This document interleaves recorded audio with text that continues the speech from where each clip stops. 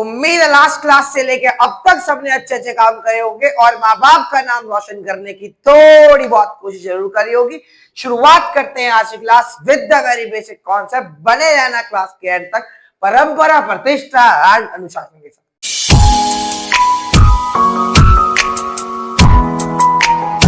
Chapter का नाम है मेटल एंड नॉन मेटल। तो सबसे पहले भैया आखिरकार इस कहानी को समझते हैं कि मेटल एंड नॉन मेटल से पहले की थोड़ी स्टोरी बहुत। देखो जी, अगर हम बात करें इस पूरी दुनिया में, अगर हम बात करें सर इस पूरी दुनिया में सर 118 तरीके के एलिमेंट, जिस दिन आप ये क्लास देख रहे हो उस दिन तक भैया 118 क्लास एलिमेंट प्रेजेंट है।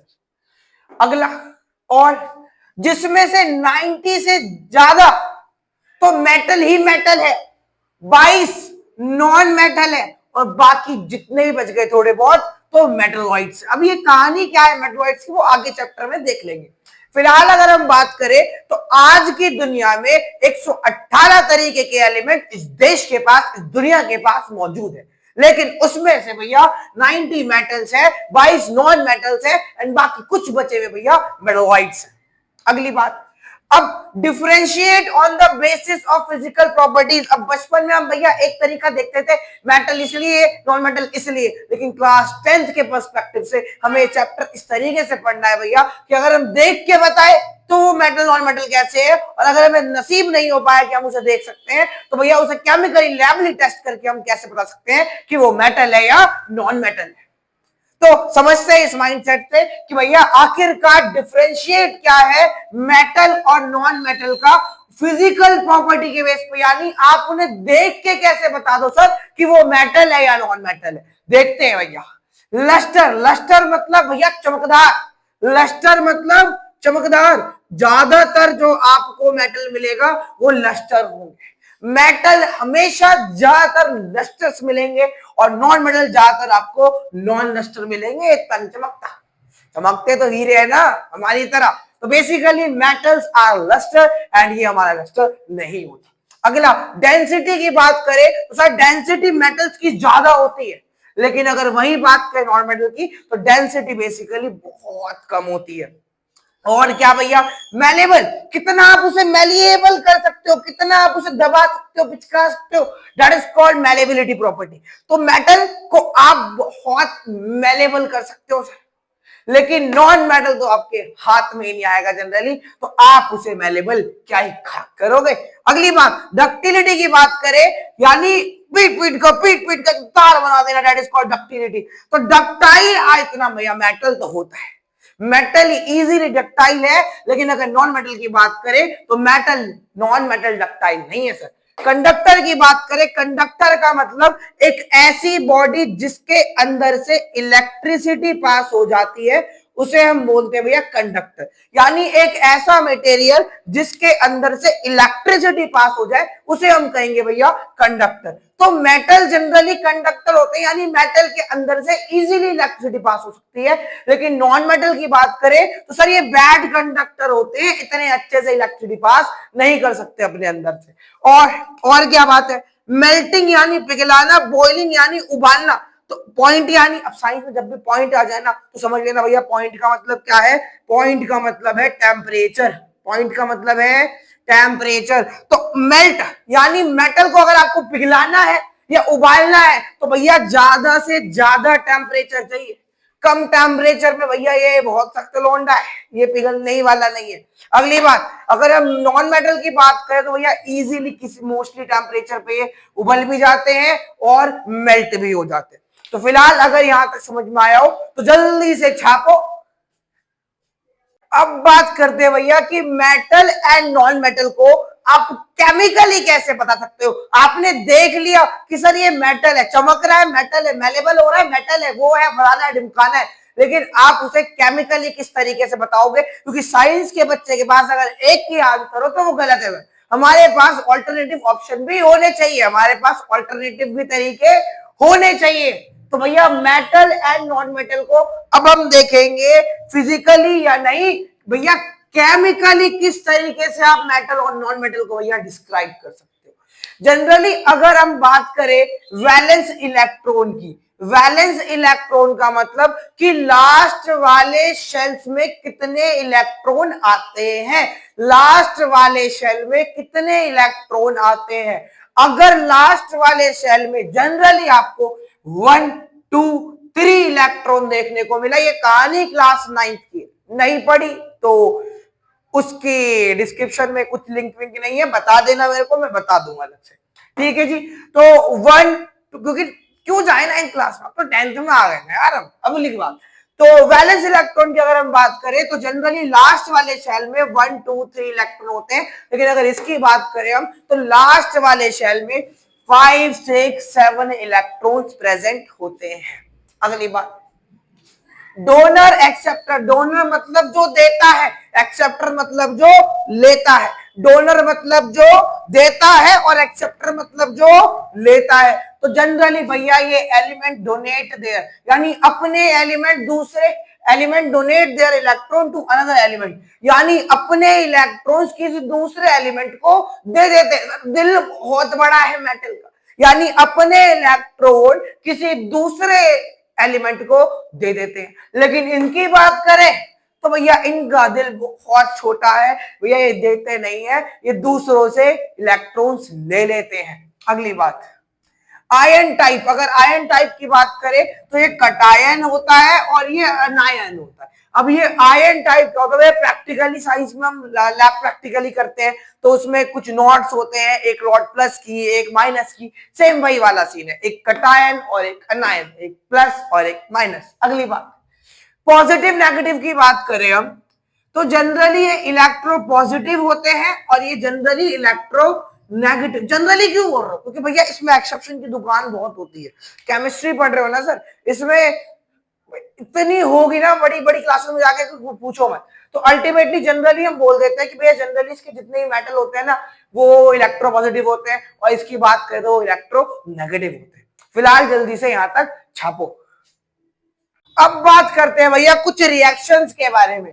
सम रिएक्शन, एसिड बेस में बहुत पढ़ ली रिएक्शन। अब आखिरकार अगर हम मेटल की बात करें तो भैया मेटल को इस पूरी दुनिया में, जी हाँ, इस दुनिया में कहीं भी, इस पूरी दुनिया में मेटल को आप कहीं भी ऑक्सीजन के साथ मिलाओगे तो आपको जो प्रोडक्ट मिलेगा वो है मेटल ऑक्साइड। ये ब्रह्मांड का तथ्य है। अगर याद नहीं हो रहा और याद करना पड़ेगा, याद नहीं हुआ तो आसान ट्रिक क्या भैया, सर में दीवार में सर दे के मारो, लेकिन याद तो करना पड़ेगा। अगली बात, अगर और क्या भैया कि मेटल को वाटर यानी पानी के साथ मिला दे तो क्या मिलत है, तो भैया मेटल ऑक्साइड मिलता है एंड हाइड्रोजन मिलता है।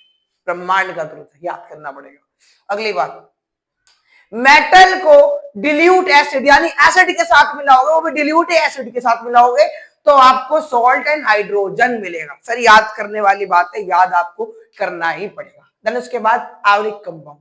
अब कंपाउंड का मतलब जब कई सारे एलिमेंट मिले तो बन गया कंपाउंड, जब कई सारे एलिमेंट मिले तो बन गया कंपाउंड। तो भैया कंपाउंड, अब आयोनिक कंपाउंड किसे बोलते हैं? अच्छा, कंपाउंड से तो चल बात क्लियर हो गई कि जब कई सारे एलिमेंट मिले या दो से ज्यादा एलिमेंट मिले तो बन गया भैया एक कंपाउंड।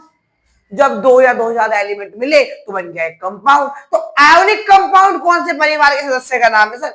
आयोनिक कंपाउंड पढ़ते हैं। Ionic compound refers to that compound, ionic compound का मतलब वो वाला कंपाउंड है। कौन सा वाला? ऊ वाला, अभी पढ़ेंगे। देखो, इन विच, जिसमें electrons are transferred from metal से नॉन मेटल, यानी एक ऐसे कंपाउंड, यानी देखो एक मेटल है हमारा और एक हमारा नॉन मेटल है, एक एलिमेंट हमारा मेटल है और एक एलिमेंट हमारा नॉन मेटल है, यानी एक ऐसे कंपाउंड को हम बोलेंगे आयोनिक कंपाउंड जहां पर इलेक्ट्रॉन मेटल से नॉन मेटल में ट्रांसफर होते हैं। यानी एक ऐसा कंपाउंड जहां पर इलेक्ट्रॉन्स मेटल से नॉन मेटल में ट्रांसफर होते हैं, उसको हम बोलते हैं सर आयोनिक कंपाउंड। देन उसके बाद अगर हम बात करें प्रॉपर्टीज, प्रॉपर्टीज का मतलब उसकी गुणवत्ता, उसकी खास बात। फॉर एग्जाम्पल आप और मैं कल निकालने गए फरारी, क्या निकालने गए? फरारी, ठीक, पैसा कमा लेते बहुत सारा आप और मैंने, तो भैया चले गए फरारी निकालने। अब हम लेने गए तो भैया वो सेल्समैन 1000 फीचर्स बताएगा फरारी के, तो वो प्रॉपर्टीज ही तो है। तो अब आयोनिक कंपाउंड की क्या क्या प्रॉपर्टीज होती है वो भी हम देखते हैं। देखो जी, आयोनिक कंपाउंड की अगर हम बात करें तो फिजिकल नेचर देख के कैसे बताएं सर, जनरली सॉलिड होते हैं। Generally ionic compound mostly 99% chance है कि उनका जो नेचर होगा वो सॉलिड जैसा होगा, सख्त होगा। Melting and boiling point sir, high melting and boiling point, इनको इतनी जल्दी आप इतने कम टेम्परेचर पे ना ही मेल्ट कर सकते, ना ही पिघला सकते, और ना ही बॉइल कर सकते, ना ही उबाल सकते, क्योंकि भैया ये आयोनिक कंपाउंड है। अगली बात सॉल्युबिलिटी, तो सॉल्युबिलिटी की बात करें तो किसके साथ ये मिल सकता है सर, वैसे तो बहुत शाय नेचर का है लेकिन पानी के साथ जनरली मिल सकता है। पानी यानी वाटर के साथ जो हम आप पीते हैं उसके साथ ये आयनिक कंपाउंड बेचारा मिल सकता है। देन उसके बाद कंडक्शन ऑफ इलेक्ट्रिसिटी की बात करें, क्या सर बिजली कंडक्ट कर सकता है? कंडक्टर का मतलब हमने पढ़ा है कि भैया कंडक्टर का मतलब कि जब भी किसी चीज से इलेक्ट्रिसिटी पास हो जाए तो सब बोलते हैं कंडक्टर। तो क्या आयोनिक कंपाउंड से इलेक्ट्रिसिटी पास हो सकती है? क्या आयोनिक कंपाउंड से इलेक्ट्रिसिटी पास हो सकती है सर? सर हो भी सकती है और सर नहीं भी हो सकती है। ऐसे आंसर हमें जनरली क्लास के पीछे वाले बेंच से सुनने को मिलेंगे, लेकिन वही लड़का सही होगा, वही छोटा बच्चा, वही प्यारा बच्चा सही होगा, शैतान बच्चा बढ़िया होगा। क्योंकि हाँ जनरली भैया आयोनिक कंपाउंड से हम इलेक्ट्रिसिटी पास भी कर सकते हैं और पास नहीं भी कर सकते हैं, यानी दो तरीके। अब कैसे? तो देखो, अगर आयोनिक कंपाउंड हुआ सॉलिड नेचर, ठोस हुआ, आयनिक कंपाउंड अगर सॉलिड हुआ, ठोस नेचर में हुआ, तो भैया डू नॉट कंडक्ट इलेक्ट्रिसिटी, यानी सॉलिड में तो भैया इलेक्ट्रिसिटी पास नहीं हो सकती। लेकिन उसी सॉलिड को अगर हमने पिघला दिया, मोल्टन स्टेट कर दिया, तो भैया वो इलेक्ट्रिसिटी पास कर लेगा। यानी कंडक्शन ऑफ इलेक्ट्रिसिटी के दो केस है कि अगर आयनिक कंपाउंड सॉलिड हुआ तो भैया इलेक्ट्रिसिटी पास हो जाएगी, नहीं होगी सॉरी। और अगर सॉलिड नहीं हुआ, मॉल्टन स्टेट में वो पिघला हुआ, तो आराम से भैया वो क्या हो जाएगा, वो इलेक्ट्रिसिटी पास कर देगा। वंस अगेन आयोनिक कंपाउंड क्या होते हैं भैया? एक ऐसे कंपाउंड जहां पर इलेक्ट्रॉन मेटल से नॉन मेटल में ट्रांसफर होते हैं। एक ऐसे कंपाउंड जहां पर इलेक्ट्रॉन मेटल से नॉन मेटल ट्रांसफर होते हैं, उसे हम बोलते हैं सर आयोनिक कंपाउंड। जल्दी से इतना छापो। अब बात करते हैं भैया सम फॉर्मेशंस की, कुछ फॉर्मेशंस की जो इंपॉर्टेंट है एग्जाम पॉइंट ऑफ व्यू। जब मैं क्लास 10 में था ना, मेरे को आज भी याद है भैया, हमारे लिए आया था ये वाला। अब आया क्यों था वो समझते हैं, वो लिखते हैं, वो पढ़ते हैं, समझ लो जरा ध्यान से। सम फॉर्मेशन, दो फॉर्मेशन पढ़ेंगे। बात करें हम सोडियम क्लोराइड की यानी NaCl की, तो आखिरकार ये NaCl की दोस्ती हुई क्यों? ये सोडियम अलग लोंडा, क्लोरीन अलग लोंडिया, सोडियम अलग लड़का, क्लोरीन अलग लड़की, इनकी दोस्ती आखिर हुई कैसे? ये मिले कहां पर आकर देखते हैं। अब देखो फॉर एग्जांपल, अगर हम सोडियम की बात करें और NaCl की बात करें, तो सर यहां पर दो लोग, एक सोडियम और एक बेचारी हमारी क्लोरीन, जिसे सोडियम जैसा मिल। अगर हम सोडियम की बात करें तो hydrogen, helium, lithium, barium, boron, carbon, nitrogen, oxygen, fluorine, ये वाली टेबल आपको याद होनी चाहिए अप टू 20। ठीक। और अगर हम वैलेंस इलेक्ट्रॉन की बात करें, सोडियम के वैलेंस इलेक्ट्रॉन होते हैं 1, याद करने के लिए। अच्छा चलो बाद में बताते हैं। सो सोडियम की बात करें तो अगर हम सोडियम की बात करें तो भैया सोडियम के लास्ट इलेक्ट्रॉन में होता है 1। अच्छा बचपन में 0 काटा खेला है? खेला है? मैंने यहां लगाया, आप कहां लगाओगे? यहां लगाओगे? ठीक है, मैं यहां लगाऊंगा, मैं जीत गया। क्या ऐसा पॉसिबल है? नहीं।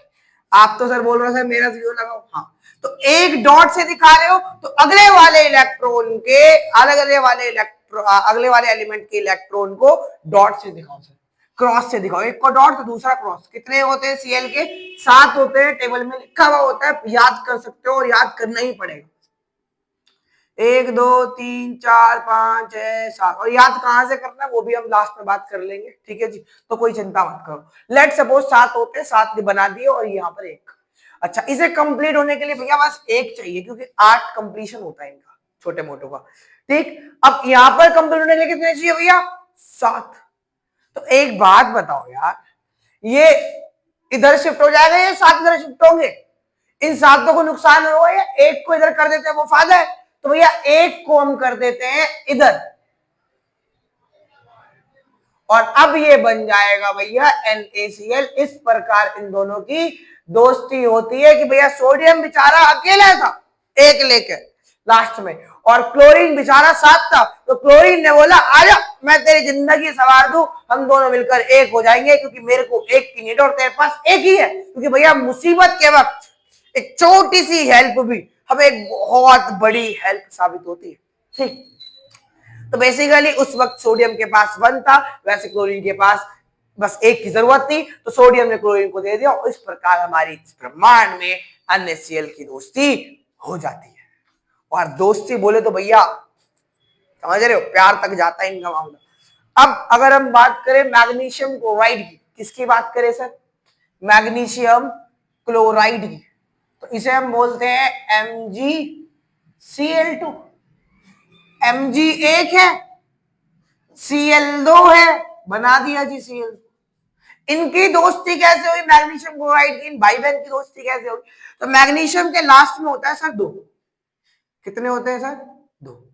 क्लोरीन के लास्ट में 7 होता है, जाना 1 2 3 4 5 6 7, 2 2 4 2 6 और 1 7, फिर 1 2 3 4 5 6 7।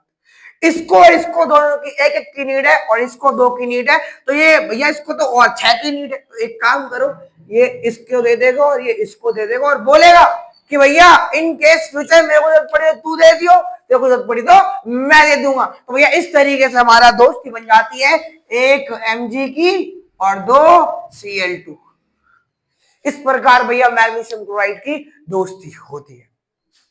अगली बात, roasting and calcination. Roasting refers to the sulphide ore. Roasting का मतलब जब जब इस दुनिया में sulphide ore can be converted into oxides by heating strongly in the presence of excess air. यानी जब जब आप इस दुनिया में सल्फाइड ओर को ऑक्साइड बना दोगे स्ट्रांगली हीट करके, और एक्सेस एयर यानी एयर तो भैया बहुत सारी होगी, यानी जब इस दुनिया में पूर्णिमा की रात होगी, ना ना ना ऐसा कुछ नहीं है। ठीक, जब इस दुनिया में हवा बहुत ज्यादा होगी, प्रेजेंस ज्यादा होगी, और सल्फाइड ओर्स को हम ज्यादा हीट करके ऑक्साइड में कन्वर्ट कर देंगे, तो उसे हम बोलते हैं सर रोस्टिंग करना। क्या करना? रोस्टिंग। अरे वो वाली रोस्टिंग नहीं। ठीक, तो रोस्टिंग का मतलब जब आप इस दुनिया में सल्फाइड ओर्स को ऑक्साइड में कन्वर्ट करोगे हीटिंग स्ट्रांगली करके, और एक्सेस एयर होगा, तो भैया उसे हम बोलेंगे roasting. For example this equation important है।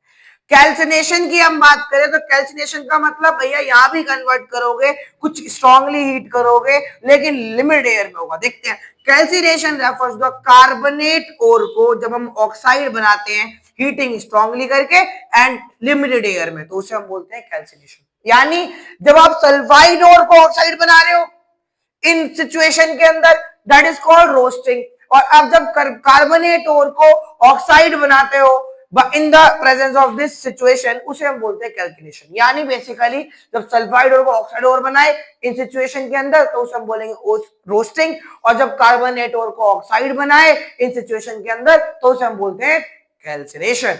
कोई दिक्कत? इक्वेशन दोनों की इंपॉर्टेंट है, एग्जाम में आ गया कि right the differentiate between roasting and calculation, तो आपको भैया ये पूरा लिख कर आना है। जल्दी से मारो स्क्रीनशॉट या छापो। अब बात करते हैं अपने लास्ट एंड सबसे मजेदार टॉपिक इस चैप्टर के, एक थर्माइट रिएक्शन और दूसरा कोरोजन, जो हम भैया पहले से ही पढ़कर आ रखे। थर्माइट रिएक्शन पढ़ते हैं। Thermite reaction refers to that reaction, एक ऐसे रिएक्शन, कौन सी भैया? ऊ वाली रिएक्शन। कौन से वाली? ऊ वाली रिएक्शन, जिसमें iron oxide reacts with aluminium. यानी जब जब इस दुनिया में आयरन ऑक्साइड और एल्यूमिनियम को आप एक साथ रिएक्ट करवाओगे। जब जब आप आयरन ऑक्साइड को और एल्यूमिनियम को एक साथ रिएक्ट कराओगे तो उसे रिएक्शन को हम बोलते हैं सर थर्माइट रिएक्शन। जब जब आप इस दुनिया में आयरन ऑक्साइड यानी Fe आयरन O से ऑक्साइड तो FeO3 को सॉरी आयरन ऑक्साइड को एल्यूमिनियम के साथ रिएक्ट कराओगे तो सर आपको मिल जाएगा इस दुनिया में FeAl2। भूल जाओ क्या मिला सर, मोस्ट इंपॉर्टेंट चीज मिली हीट, जो काम आती है कई सारे क्रैक्स को जोड़ने के लिए। For example it is generally use क्यों करी जाती है भैया, क्यों आयरन ऑक्साइड एल्यूमिनियम को मिलाया जाता है, क्योंकि जब जब इसे हम मिलाते हैं तो एक ऐसी हीट देता है सर कि इससे रेलवे ट्रैक्स भी आपस में जुड़ जाते हैं टूटे हुए, और कई सारे मशीन पार्ट्स भी आपस में जुड़ जाते हैं सर। एक तरीके से आप ये समझ लो वेल्डिंग की तरह ही कुछ ऐसा प्रोसेस होता है, ठीक। तो यानी हीट पाने के लिए हम इन दोनों को आपस में मिलाते हैं, हीट के लालच में हम इन दोनों को आपस में मिलाते हैं इस पूरी दुनिया में। इन दोनों कौन, आयरन ऑक्साइड और एल्यूमिनियम। और जब जब इस दुनिया में हम आयरन ऑक्साइड और एल्यूमिनियम को आपस में मिलाते हैं तो उस रिएक्शन को बोलते हैं सर थर्माइट रिएक्शन। अगली बात कोरोजन। अब कोरोजन का मतलब क्या होता है, इससे बढ़िया एग्जांपल आपको नहीं मिलेगा। फॉर एग्जांपल जब मैं ये ताला लाया था तो क्या यही जंग लगा हुआ था क्या, नहीं, अच्छा था, एकदम बढ़िया था ताला, एकदम प्योर तरीके से भैया चमक रहा था ताला। तो क्या हुआ इसमें, इस ताले में कौन से इसने ऐसे पाप कर दिए जो भैया इसको जंग लगने का सामना करना पड़ा। जंग लगने को इंग्लिश में बोलते हैं भैया कोरोजन, साइंस में बोलते हैं कोरोजन। देखो जरा ध्यान से, when a metal, let's suppose ये हमारा एक मेटल है, it is attacked by substance, इस पे कोई सब्सटेंस अटैक कर देता है, attack, आक्रमण। When a metal is attacked by substance around it, इसके आसपास भैया इसके आसपास भैया अटैक हो जाता है सब्सटेंस के द्वारा। वो सब्सटेंस कोई भी हो सकता है, वो सब्सटेंस जो ये जाएगा इसको अटैक कर रहे हैं वो कुछ भी हो सकता है। लेट सपोज वो मॉइस्चर हो सकता है, लेट सपोज वो एसिड हो सकता है, या वो कुछ भी हो सकता है। यानी जब कोई भी एसिड मॉइस्चर या कुछ भी चीज सराउंडिंग में जो है हमारे सब्सटेंस कोई भी हो, वो अगर मेटल पर अटैक कर दे तो उसको हम बोलेंगे भैया कोरोड हो गया। क्या हो गया, कोरोड। और जब भी ये कोरोड हो गया तो इस प्रोसेस को हम बोलेंगे सर कोरोजन। कोई दिक्कत, कोई परेशानी, कोई समस्या होती है तो भैया क्लास सेक्शन में बता देना। अगली बात और क्या बता सकते हैं कि प्रिवेंटेशन, ठीक है जी, एक बार अगर जंग लग गया तो आखिरकार उसे हम कैसे कैसे एंड कैसे बचा सकते हैं जंग लगने से। बाय पेंटिंग, सर पेंट कर दो, जंग लगने से काफी हद तक रुक जाएगा उस चीज में। ऑयलिंग, तेल लगा दो सर, बच जाएगा जंग लगने से। बाय ग्रिप, फॉर एग्जाम्पल अगर ये ताला, बड़े बुजुर्ग भैया ताला अगर अच्छे से बंद ना हो, नहीं हो रहा ना, अगर मैं इसमें तेल पुटअप कर दूं तो ऑटोमेटिकली भैया ये चला जाएगा अंदर। अगली बात, ग्रीजिंग करके, एक मैकेनिकों के पास होती है ग्रीज वगैरह, तो उस पे हम ग्रीज लगा के भैया जंग लगने से बचा सकते हैं। गैल्वेनाइजिंग एनोडाइजिंग भैया एक प्रोसेस होते हैं जो मशीन से ही होते हैं और फैक्ट्रीज में ही होती है। बड़े बड़े लिक्विड्स में जब हम एक चीजों को डाल देते हैं और वो कोरोजन प्रूफ हो जाती है, उसमें जंग लगने से बच जाता है कई हद। तो ये था हमारा चैप्टर और इसी के साथ हमारा ये प्यारा चैप्टर खत्म। लेकिन एक इंपॉर्टेंट बात जो मैं बताने वाला था, सर अगर आपको बालको, बच्चा, पार्टी, अगर आपको ये स्टडी मटेरियल चाहिए और जो मैं बता रहा हूं याद करने के लिए चाहिए, तो आपको होम डिलीवरी साथ पहुंचा देंगे। बहुत कम से कम रीजनेबल अमाउंट पे स्टडी मटेरियल बना हुआ है हमारी तरफ से, तो कोई जरूरत नहीं है कहीं भी जाने आने की जरूरत नहीं है। आप नीचे दिए डिस्क्रिप्शन में एक नंबर दिया गया है, उस पर अपना नाम लिख के व्हाट्सएप पे हाई करिए एंड उसके बाद टीम या तो मैं खुद आपका रिस्पॉन्स बैक करूंगा और आपसे आपको स्टडी मटेरियल प्रोवाइड करवाएंगे विद होम स्टडी।